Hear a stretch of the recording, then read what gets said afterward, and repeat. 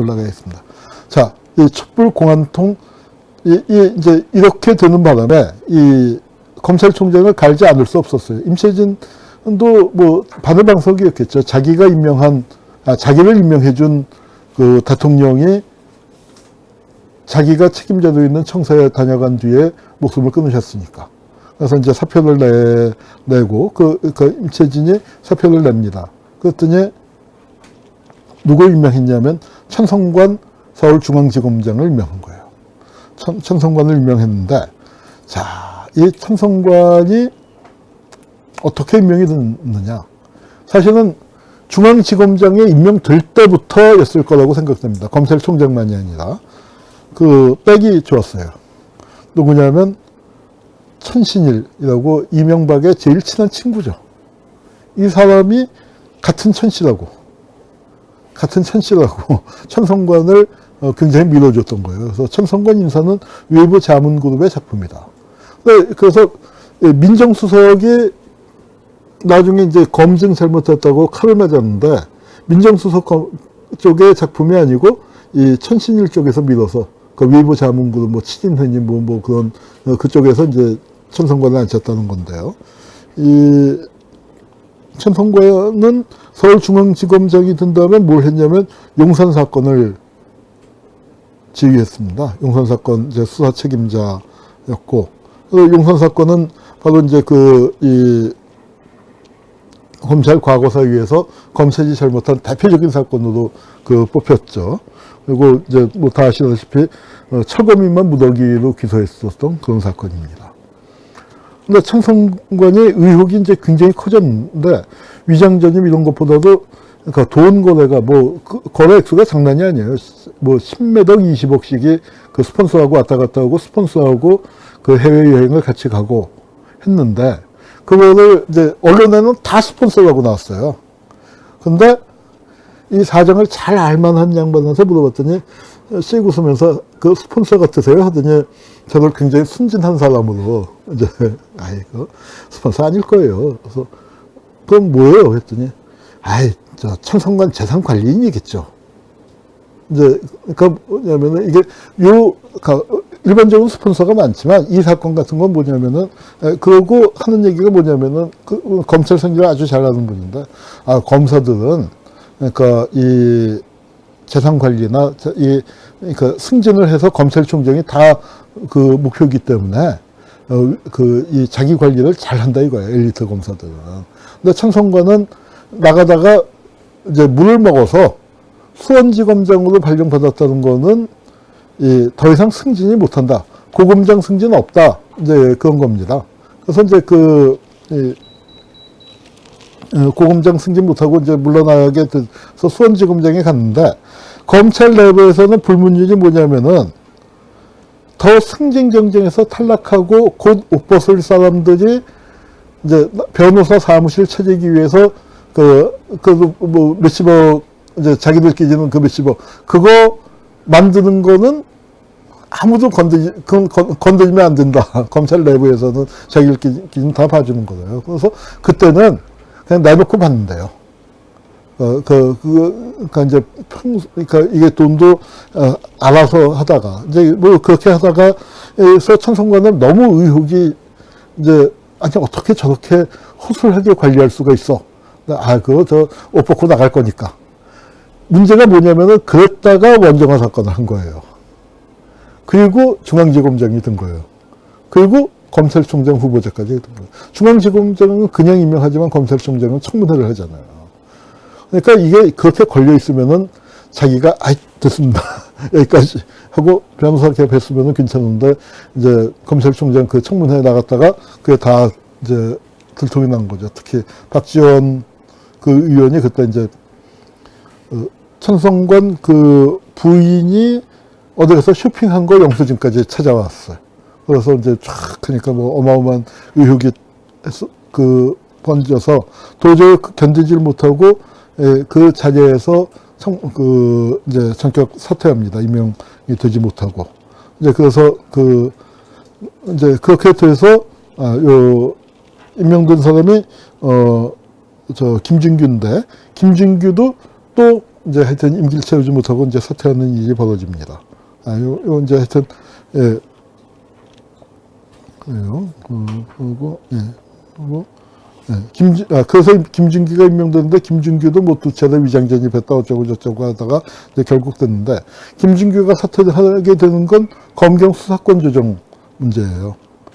그러니까, 노무현 대통령 때도 이게 파쇼 검찰이냐 주구 경찰이냐는 야 검찰권이 너무 세니까 이거 수사권을 독립시켜야 하는데 이 파쇼 검찰에서 띄어서 경찰로 줘야 하는데 경찰은 주구 아니냐 경찰한테 주면 안 된다 또 이제 하니까 언론에서 이걸 어디다가 줘야 할지 이제 고민이다 하는 걸 이렇게 썼습니다.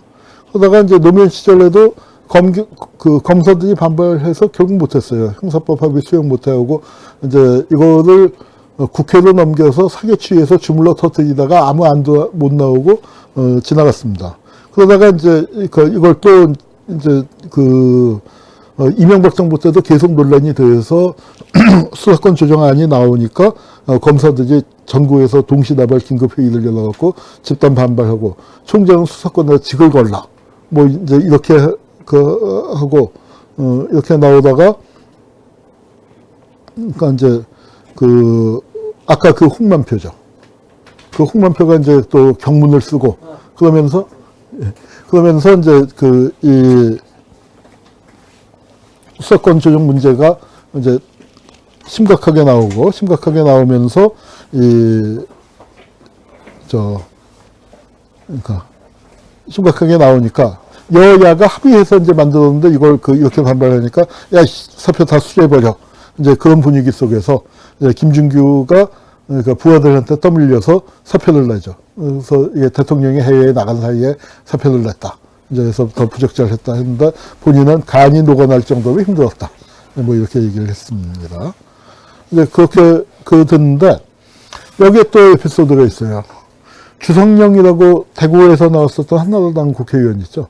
아주 굉장히 좀 뭐랄까 문제가 많았죠. 그러니까 노무현 대통령을 뭐 개구리도 비하하고 뭐 이렇게 했었는데 이도 검찰 출신인데 어떻게 그러니까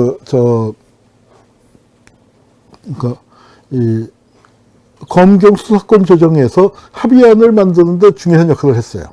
그래서 검찰 입장에서 볼 때는 되게 불리한, 그러니까 마음에 안 드는 거예요. 그러니까 어떻게 됐냐면 검찰이 우리 검찰 출신이 합의를 해?